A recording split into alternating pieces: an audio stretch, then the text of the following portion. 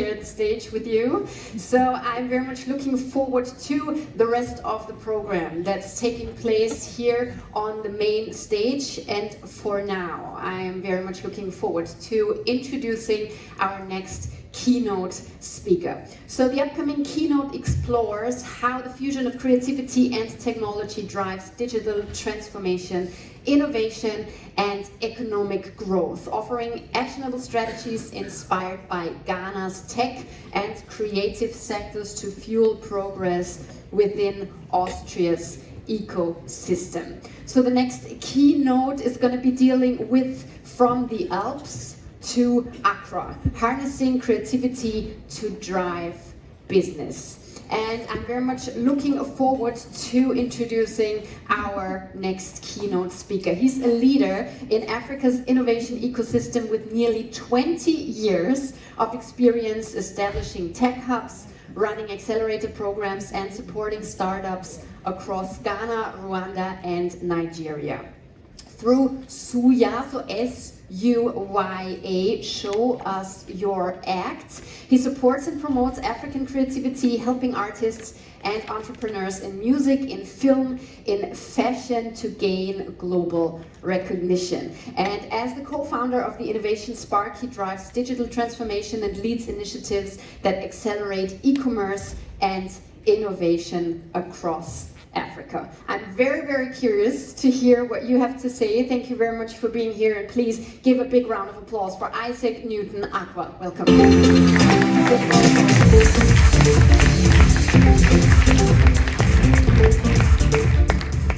Good morning, ladies and gentlemen. It's a pleasure to be here. My talk I'm giving today, I'm looking at Beyond the Alps. I'm one of the invited guests. Thank you very much. And also to all the VECO for having us here. And I want to give you a perspective of innovation and the creative sector outside of Austria, but also what can be taken away from it and used here. And I have a little kind of subtitle, Innovating Arts, Leveraging Resources Internationally. A lot of these TED Talks also talk about having 5 key takeaways. As is the hands-on edition, I'm doing this by having QR codes on my screens. So I know most of you will have your phones in your hands. So this is part of the hands-on activities where you can use your phones, then scan the QR code and be connected directly to the subject matter. I want to test it out now with the first QR code. This is a bonus one. So Suya, Show Us Your Art, is a platform that supports different creatives, as was mentioned, from film, fashion, music, modeling shows. We've been involved in lots of different things. We use an Adinkra symbol, so it's a symbol from Ghana, which is this bird going back to the egg. It is very significant because I'm an Austro-Ghanaian, born and raised here in Austria, in Vienna, now live in Ghana for the last 9 years. So being here is a sanctified moment for me, coming back to my roots. As was mentioned earlier as well, Vienna is home to the creative sector and also to the business world. So having the CIMICs here is also a sanctified moment for the world to come to Vienna and be part of this.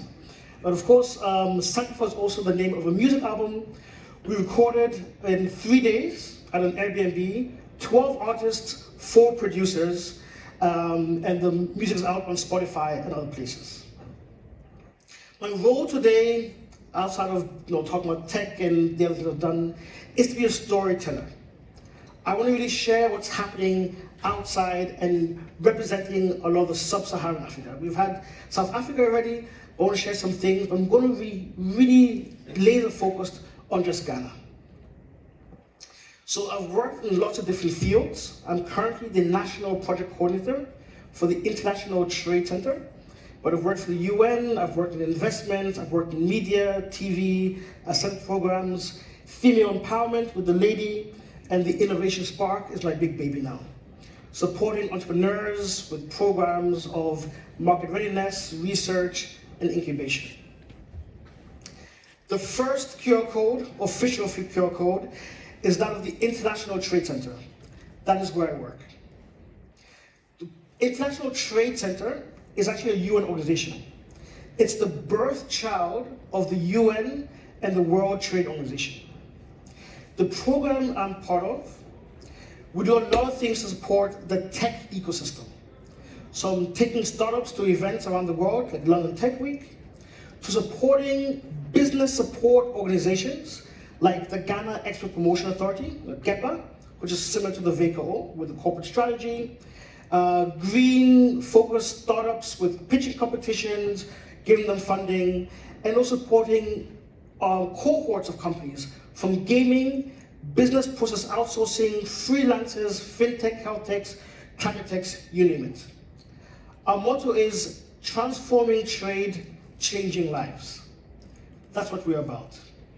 And as we have a whole court in gaming, as a lot of people in the room are interested in the sector, please connect and we'll see how we can connect with you. We operate across Africa, but also in Asia and South America as well. I bring you greetings from Ghana. Ghana is really the country at the center of the world. If you look at your map, where the GMT line meets the equator, that's where you find Ghana. We used to be called the Gold Coast, and we're still Africa's largest producer of gold. We have other kinds of gold as well we produce. White gold, I call it shea butter, and shops like Body Shop actually say it's shea butter from Ghana. That's how good our quality is. And if you like chocolate, so from Mars, Hershey's, Milka, 70% of the world's chocolate comes from Ghana and Ivory Coast. So you're welcome. We recently had elections in Ghana. We were the first country in Africa to be independent, and we've successfully had free and fair elections. This is our latest president. And you'll see also here in his top, the bird I mentioned, the Sankfa bird. We love symbolism and signs and designs with our famous kente cloth. So we're all about storytelling, and that's what I'm here to do today. So Ghana, we have a lot of famous creators. So from football players, people who watch the Bundesliga, Bayer Leverkusen, Frimpong is a Ghanaian, or Sanko 4, the legend from Bayern, is a Ghanaian. We have others like Fuse, ODG, that really helped bring a zonto, a sound from Ghana, to the world. Also the founder of School of New Africa. And Black Sharif, who won the BET International Flow Award 2023. So we have really renowned creatives doing work across, really global work. But we also have business people really doing global impact. Anybody who uses high-speed internet with fiber has Thomas Mentor to thank. He's the father of fiber optics. Just 2 weeks ago, Victor B. Lawrence was handed the award of Medal of Technology and Innovation by Biden in the States for his work in the technology field. Professor Francis Alute was in Vienna several times for being on the board of different UN positions. And he has a constant that he created. So anything that's going into space, whether it's NASA, cosmonauts, or SpaceX, refers to his constant to make sure the rocket is going to the right place. So that's big impact. And the last but not least, Herman Cherny Hesse was known as the Bill Gates of Africa. He was the first tech company in Ghana, impacting everything from the government, fintech, private sector, and the likes. So we also do industry. And in the name of the conference, CIMEX, we also have Ghanaians who are blending the creative industries and industry. Amako Bafo, who had a fantastic exhibition in the Belvedere, for those who managed to see it, he painted different panels within Blue Origin's rocket to space. That's an interesting combination of industry and creative sector. And Idris Sandu got investment from Jay-Z. I think we all know who Jay-Z is, worldwide billionaire. So for him to invest in this young, I think at this time he was 24-year-old, but he's creating, apart from things in the metaverse, clothing that has blockchain and IoT devices embedded in the clothing. Very interesting mix of creativity and industry. These are all the different stories I wish to share, but instead I'm going to focus on 3 others. So this is just a little bit of extra for you. worthy of a king. I think LeBron James is a name we're all familiar with. Probably the acronym GOAT, greatest of all time, is very fitting for him. He's still in the NBA, still breaking all the records ever set by Michael Jordan and Kobe Bryant and the likes. Scoring, assists, dunks, everything. Has, I think, the most medals for MVPs in the finals, most titles. He is the greatest. So how does the greatest launch a new shoe? For sports, especially in basketball, shoes and endorsement is a big part of the money you make. And for someone who's so big, you have to get it right. So imagine Ceremony, the name of the shoe, which is done in conjunction with Mini Planche and Nike and LeBron. They opted to launch a shoe in a very different way, using creativity. So I'm hoping this...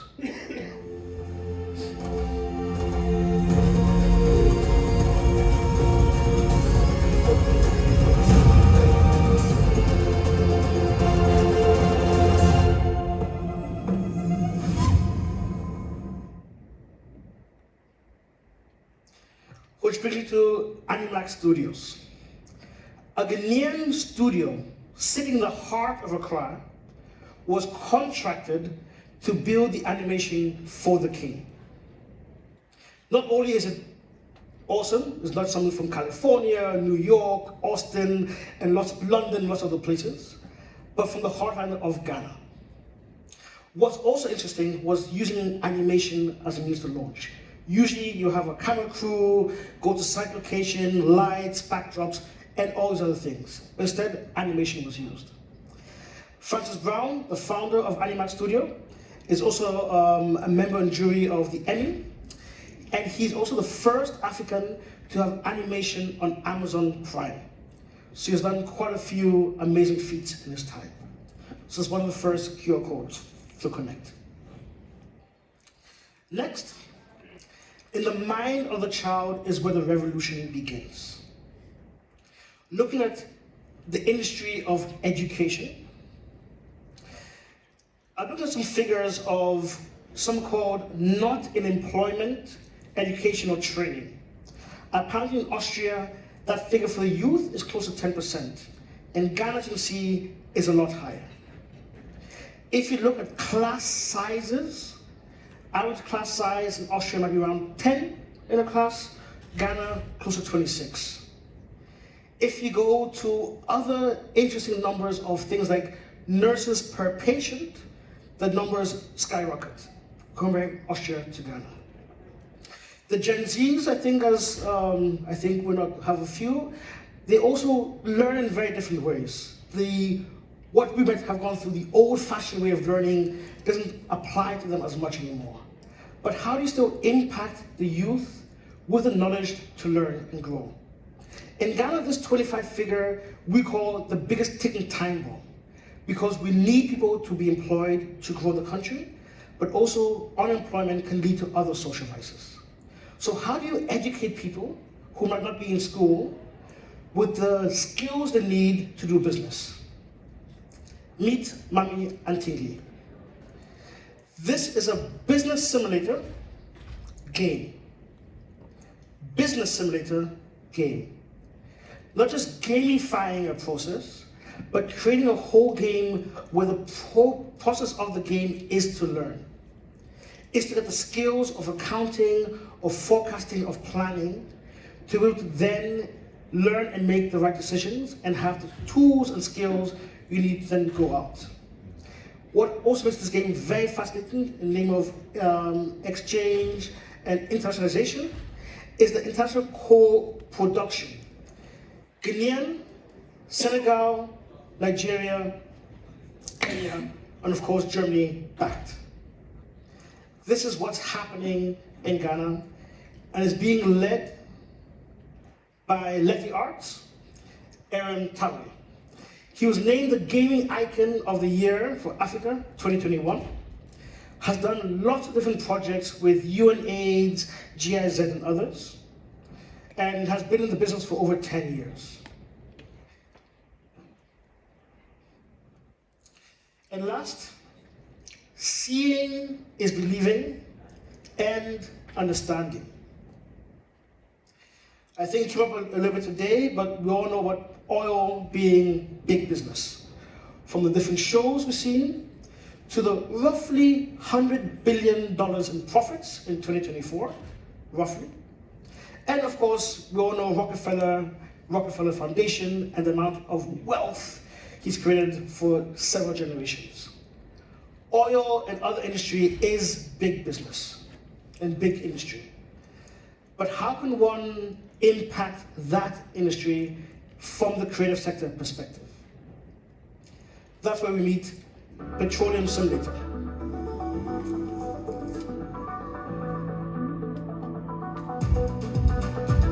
Using augmented reality, they're able to have you construct and deconstruct an oil rig.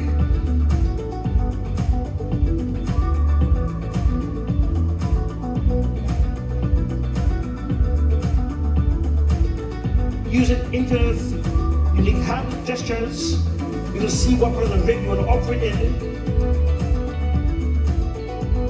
assemble it, remove parts of it, walk through the rig. Understand what each piece does, how it connects to each other, and really use it for problem solving. You can imagine if something goes on in a rig, every day is millions of dollars that's going to waste. So using augmented reality and virtual reality, you can now do problem solving and collectively find out where the fault is and how things can be done better and faster find the solutions. That's been done by young Ghanaians, Renu Interactives, winners of the presidential pitch 2023, young team that are really impacting the oil sector in Ghana. We recently found oil in our country as well.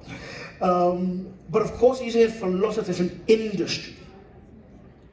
And labeling industrialists to look at whether it's production facilities, from food to processing, that can now construct and deconstruct their systems using augmented reality. These are some of the realities of what's going on in Ghana. It's not just a one-off.